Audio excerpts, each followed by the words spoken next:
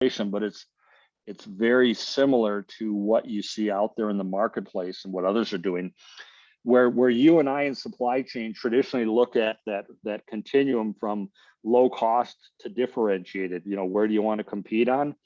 Circularity seems to fall into these categories here. Either you're trying to slow the loop, so keep things out in the marketplace longer, and so can you maintain and repair whatever that item is, or strategically refurbish and redistribute. Second category of strategy, closing the loop, is looking at it and saying, hey, can you remanufacture and reuse it?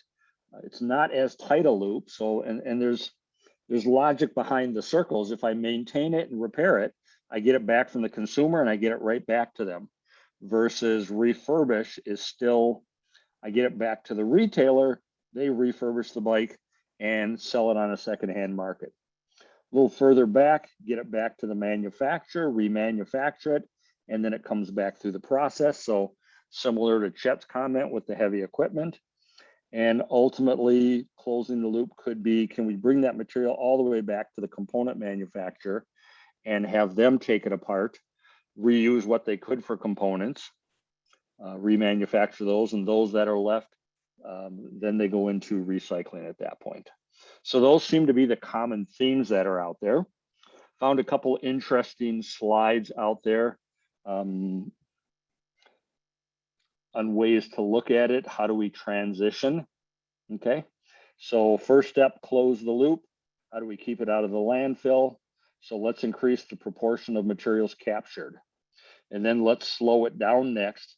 And then can we finally shrink the loop? So can we decrease the overall material use in the first place? And so, let's combine all these three. And so this starts opening the conversation. And I think what I'm seeing is a lot of folks are still wrestling with, do you start with new products and design them into new products and let your existing processes or products kind of fade away? Or do we go in and redesign our current products to do that? Or do we do a touch of both? So I think we're very much in that front end to say, where do we start that conversation too? So here's some ways we can look at it. Okay, and again, I find them interesting to think about. Chuck doesn't sit here as an expert, but my challenge to all of us is to start thinking about it and start looking at our supply chains, and then ultimately the types of decisions we have to make, so that we can participate in this whole thing. So if we're looking at it from a design standpoint, these would be the areas or questions we would ask. Let's design it for attachment or durability or ease of maintenance or upgradability, if that's good grammar, or disassembly. Okay. Can we design it so it can be brought back in biologically on the right side and turned into energy or something? So again, things we need to look at and investigate out there. Okay. Accenture kind of came out with an interesting model here, which said, okay, here's our normal cycle right here. Okay. When we look at the different loops we could have, where do they fit into the whole cycle for us? And their argument was your supply chain operations, the way you do business, are going to look different in each connection point. So once the product's used down here, a natural would be either to share it or repair it or resell it. So connect in with sales and marketing. When it gets to the end of the life, have a reverse process to bring it back into manufacturing. Okay. If it gets through manufacturing and we got leftover, then we want to return the byproducts back to the original source so it can get brought back into the loop and be reused again somewhere else. And this is an interesting word to be following also in this process, upcycling.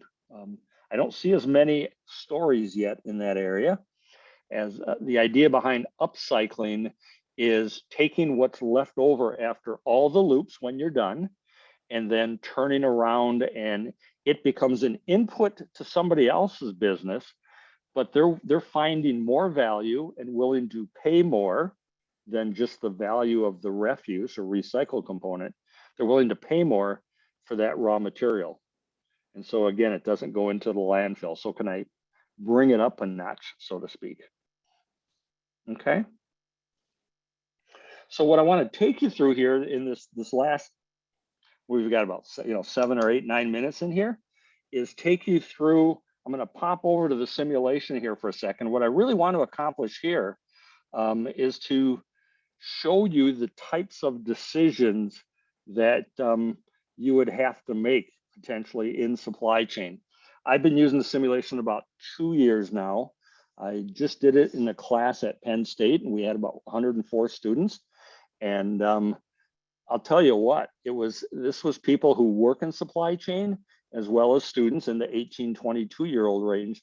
I saw a couple interesting things in there. Folks who had been in supply chain like me, we found it really challenging to figure out what the right decisions are to be doing in terms of recycling, refurbishing, everything else. It was interesting. Out of 2019, 6 became profitable and more circular.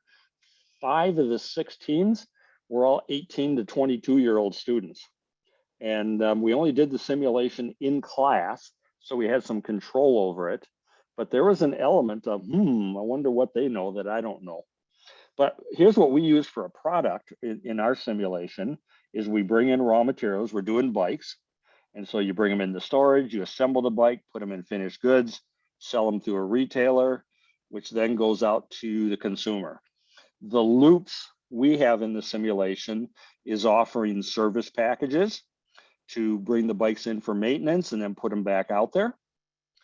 And I should mention before I forget, the simulation got created with companies in the Netherlands that are already involved in this.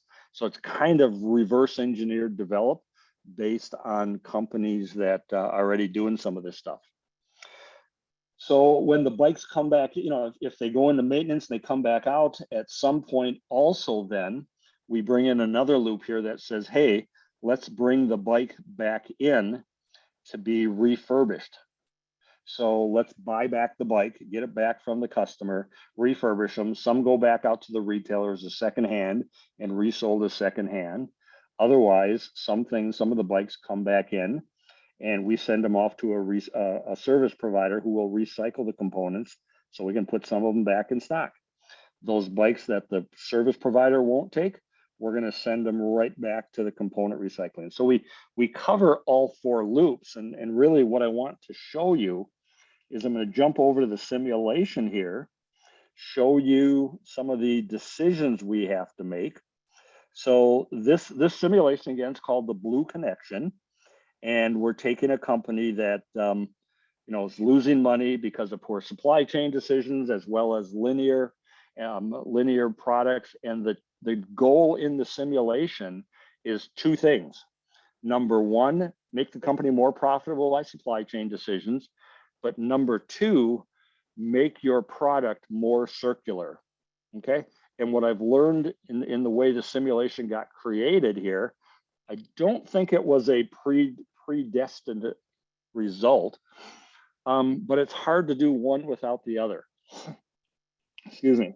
It doesn't mean that you can be wild. In fact, I've never seen it. You can't be, 89% ROI and 100% recycling or refurbishable or something. It's darn hard to do. But let me show you some of the decisions here. I'm going to jump down to in fact, let me jump up on top here in the finance area. And again, just want to get you thinking about decisions. Okay. So you work with banks, and banks do give discounts for becoming circular. The bank here was ING that worked with us, and their goal is they want to do more business. They want to have circular companies in their portfolio. And so you get a discount by promising circularity. And so they give discounts on loans, and they do business that way. Other decisions you have to make as a supply chain. If I'm going to get bikes back in to refurbish and remanufacture, how much do I charge customers? Not charge, how much am I willing to pay customers to buy back their bike? And I've got to do it in a way that allows me to get enough bikes back to refurbish it and be able to rebuild it and get it back out in the marketplace in enough time to be able to resell it and make some money back at it. Okay. Vendor lease, I have the opportunity to either lease the bikes. If I don't sell them, I can sell them, but I can lease the bikes like we do a car. I've got monthly subscription models. And then because I no longer own the bikes, I need cash flow because I'm getting the monthly subscription price rather than a full 2,000 euros for the bike. So I've got to work with the bank for cash flow issues. So these are some of the issues we've got.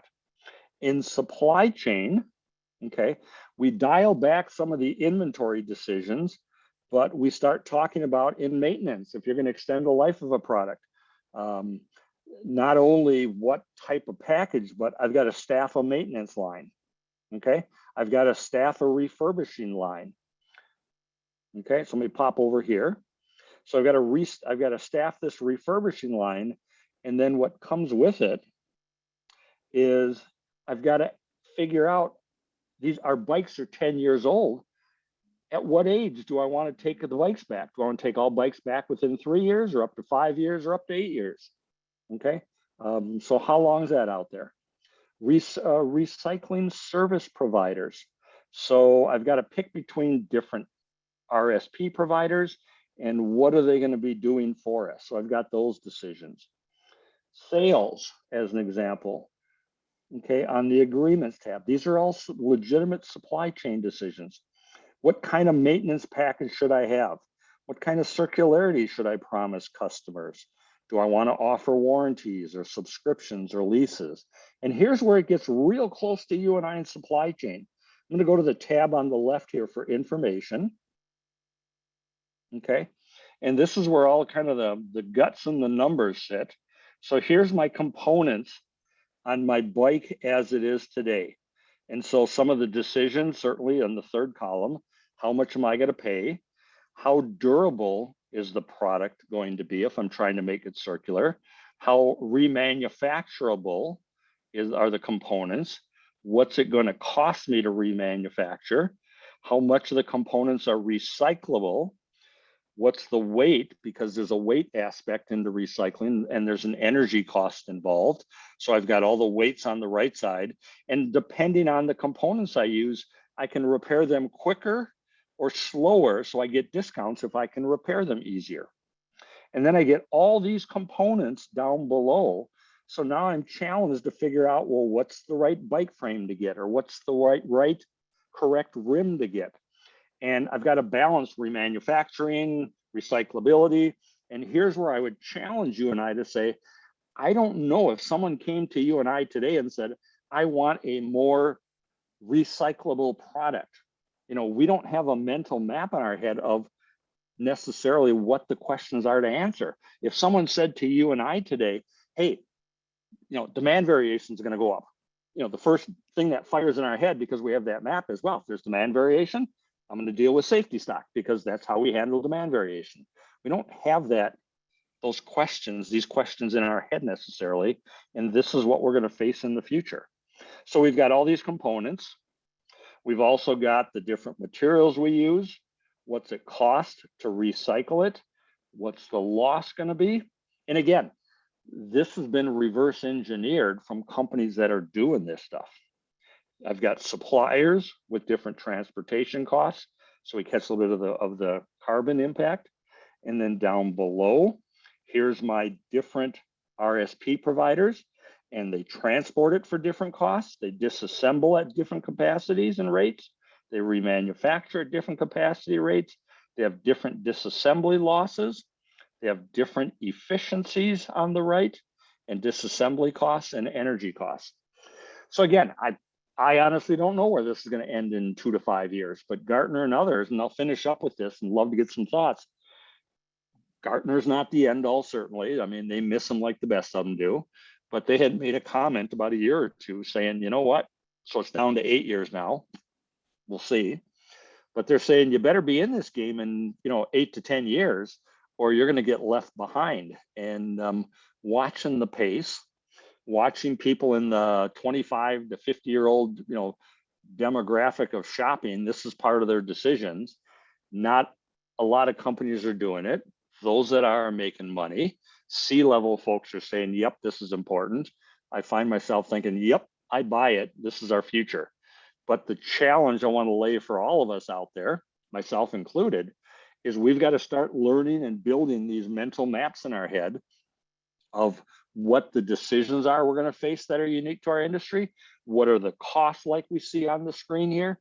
Because I got to believe leadership's going to come to somebody in the company and saying, we got to go circular, got to go sustainable, whatever. And who can do it? Who do I look to? Even if I dial back my bias for supply chain, I still find myself thinking, this is a whole company effort. This is a transformation, and I'll get off my pulpit in a sec here, but this isn't a bolt-on type thing to me. My gut tells me we're in a pretty darn good position because we touch as supply chain people all parts of the company. And if we either have the project management skills to go with it, so maybe getting our PMP in addition to supply chain stuff, or partner with a project management person. Honestly, I feel like we're the best people situated because we know all the parts of the supply chain. So that's my ranting and raving. That was my intent, is to get us thinking about this. So I'll take questions, knock around conversations like Chet and Knox did. Love to get your reactions. And I've already had the person already tell me, a couple people saying, Chuck, I think you're out of your mind. We're nuts on this. So I'm okay with that too. Well, Chuck, I got a present for my birthday this year, and it was Adidas exercise pants. Mm-hmm. And they're made completely from reprocessed clothes, going back to where you started Mm-hmm. in today's presentation. And when I looked at them, I went and looked them up on the internet. Mm-hmm. Don't we all? And I thought to myself, from the way it looked and sounded, these things aren't going to feel good. These things aren't the kind of thing I want to put on my body, I don't think. But I Mm-hmm. found them to be extremely comfortable. They're just exactly the right so the quality It's is there. there. I Mm-hmm. think I think where we're going to be lacking or lagging is I think that there have to be new Mm. business models beyond where we are comfortable. And you touched on it a couple of times. Uh, you know, we have to do licensing programs or we have to do subscription programs, but more than where we are today, we need to make that bigger because who's going to have the asset and how are they going to control the asset? If you do a subscription plan, the asset's there and the company can keep that asset on their books and control how when it goes out, when it comes back, with various uh, Mm-hmm. chips and things. They can track the use and get all of that data so that they then can look at the graphic information that you've been laying out for us and say, this has got about 3 months more life left in it before we're going to have to do something major to it. Mm-hmm. Why don't you bring it in and we'll put you into something new, Yep. and we'll just continue your subscription. And Yep. but I think that kind of business leadership is still where we're behind the curve, because people are still in that take, make, and trash model, and we need to get them out of that and get more people into the circle. Yeah, and I gotta confess, and it's I know for myself, I wouldn't have really taken it serious until the mover said, ain't gonna touch it. And it cost me to, and all of a sudden, to go out and spend an extra buck on laundry soap that is biodegradable or whatever was a no-brainer all of a sudden. So yeah, I think we got some radical changes. Yeah. I do have, I was thinking of it as we were chatting here, because I support universities that use the simulation. I put together probably 10 pages of resources and articles and that stuff that if folks want to email me, I'm happy to send it to you. And whoever does it first, I'll forward a copy in chat so you can have it for others if you want to pass them around or. Okay, that'd be great. Yeah. Thank you. Yep. Yeah, I think this is I appreciate your comment, Wilfredo, too, about getting you thinking. That's kind of my intent in this whole thing is it feels like, boy, want to see us get ahead of the curve on this one and be part of the conversation. Yeah, and there are some really good people out there, and various places that you can go. There's a circularity group on LinkedIn. There's all kinds of different places. If people want more information about, connecting and getting involved in some of that, and sort of the social media view Hmm. of what's going on, and some of the thought generations.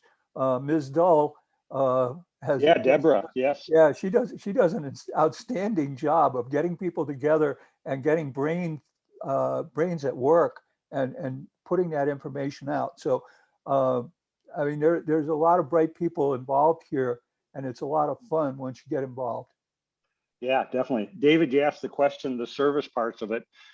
Interesting enough, we haven't put a service part of the business into it yet. This is what we've got coming up this year for some of the different add-ons we're going to have. But I'm sitting here kind of abashed, to be honest with you, that nobody's ever in the simulation considered, let's have a service parts business. So I'm gonna sit here and kind of hang my head a little humbly on here, but I'm chatting with them tomorrow, so I'm going to pass that on. I think it's a brilliant idea because people got service parts all the time. Yeah, one of the sort of the front page leader of circularity is Philips Lighting in the Netherlands, Yes. with Schiphol Airport. Uh, Yep. the Netherlands government that owns Schiphol Airport, which is a huge airport, uh, been there more than a few times. Hmm. But what they did was they decided they didn't want to be responsible for changing their light bulbs. They, Hmm. they, that was just too costly and too much labor. And they just said Philips, because Philips was there, and they went to Philips Lighting and they said, Philips, we want you to take over lighting Schiphol Airport. We'll pay you a contract fee for doing that. And it changed the whole game, because then Philips wasn't interested in changing light bulbs either. So they Hmm. put in longer lasting light bulbs and longer lasting light fixtures, because that was their investment. Yes. And so instead of having this thing saying, how long do you want this bulb to burn before it burns out? And we'll make it do that. Now they're having to say, how much longer can we extend the life of this so that we don't have to send somebody up on a ladder and change it? Yep. Absolutely. One thing I would comment to everybody too, Chet made me think of it, and that's why I was bopping through here as he was talking. On the education part, learning about who's doing what. I use Feedly, but there's all sorts of news aggregators. This is 2 days worth of website articles that have popped up in the last 2 days, just by putting in the word circular economy. So yeah, definitely get out on LinkedIn, look up circularity. Deborah's phenomenal. I think Sarah Barnes is another one she Yep. works with, Yep. and they do excellent stuff. I get out here, like I said, I use Feedly. I put in the word circular economy. I check it each day, and it's everything from circular and sustainable cities to everything else out here. So it's tons and tons of stuff out there for us. Absolutely. Great. Cool. Thank you, Chuck. Yeah, thank you. Appreciate Uh, it. any other comments? I'll stop the share for you here.